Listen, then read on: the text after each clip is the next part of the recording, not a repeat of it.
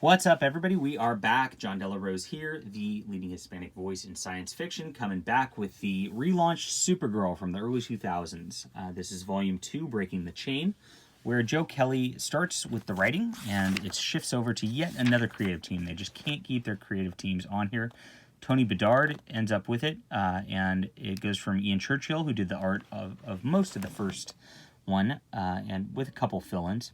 And it switches over to Ale Garza and then Renato Guedes doing the art on this.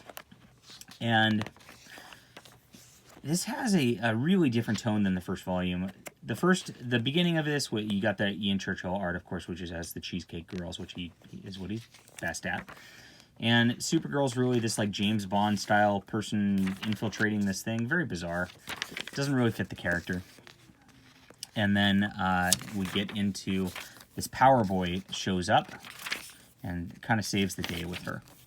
So she has her whole personal stuff going on where she's trying to figure out her place in the world, trying to figure out about this Power Boy guy, and then she's got Boomer, who's in the hospital, and they kind of put a love triangle there, but kind of not, as Power Boy really becomes the main anchor here.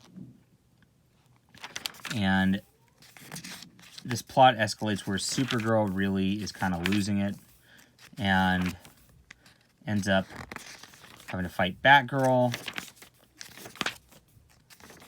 And she ends up having this weird crystal stuff that comes out of her hands and stuff like that. And there's something very wrong here. And then we find out at the end of this issue that Power Boy or whatever is a weird, creepy stalker. So we get a little romance on it. But again, this just didn't develop fast enough. He just shows up 2 issues ago. Here it is. And then suddenly, like, he's a little weird about things the whole time. So you kind of know something off about him. And then he just kind of goes ballistic. And we have this fight between them, and she kicks him in the nuts. You know, it's just like, I don't know. I just didn't buy into the romance all that much, just because it just felt off, especially with the way that they'd really set up Boomer before, and they set up some weird stuff with it where like she keeps saying she's jailbait and things like that. And it's just I don't want to read that or think about that. So I don't know. But they kind of avoid that, and we get this writer again where we go into a completely different direction yet again, and we go into this future storyline where she is just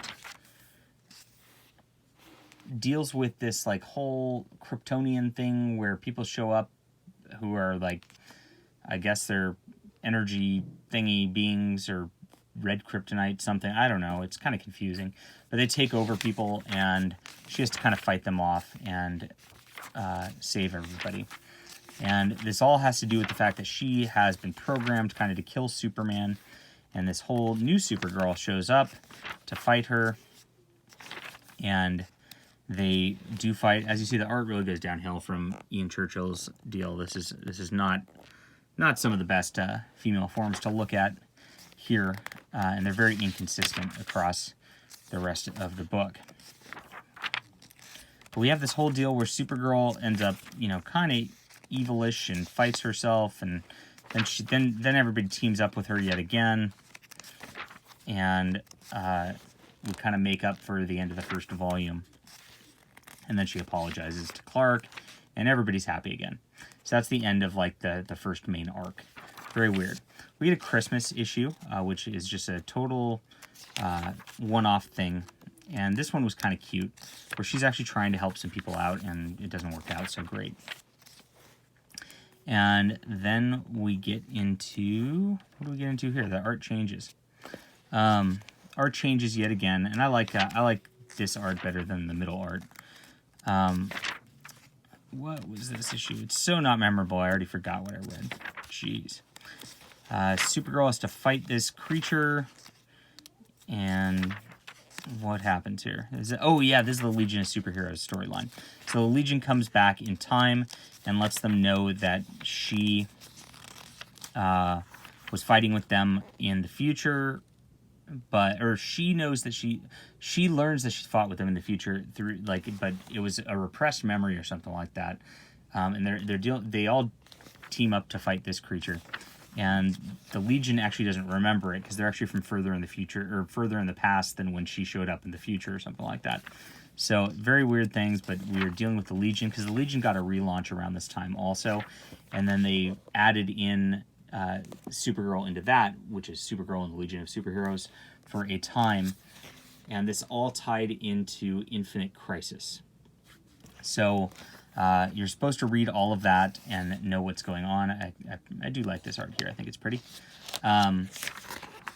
And it all kind of resolves itself in here and just lets you know that it's just giving a nod that Supergirl went into the future with the Legion. And she doubts herself throughout this whole thing, and then finally, reclaims herself again. She's always doubting herself, and then not by the end of the arc. It's happened, gosh, 3 times during the course of this series so far. But that was all referencing Infinite Crisis, and then that Legion storyline that popped out of it, which I do have those also, so I'll get to that too. Again, it's just like this is a very inconsistent thing, and even though this is 12 issues and not just a standard trade paperback, like, going from writer to writer and just different art style to different art style, it's just like they really did not know what they wanted to do with this book. They're not consistent with her supporting cast. They're not consistent with the way that she holds relationships.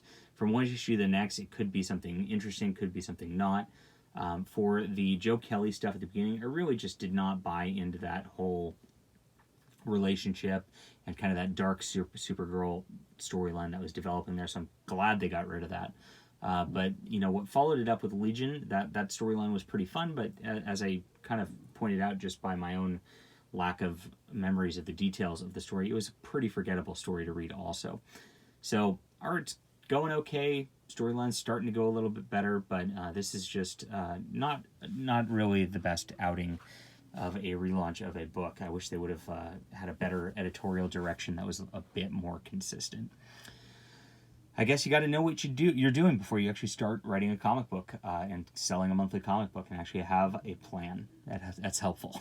So that's it. So I'd call this like a 5 out of 10. My general scale is that 7 is an average comic book that I enjoy, and this I did not enjoy very much. I'm hoping the next volume's better. There are 5 of these volumes of this series before they relaunch into whatchamacallit, New 52. All right, hit that like and subscribe button. I will be back soon.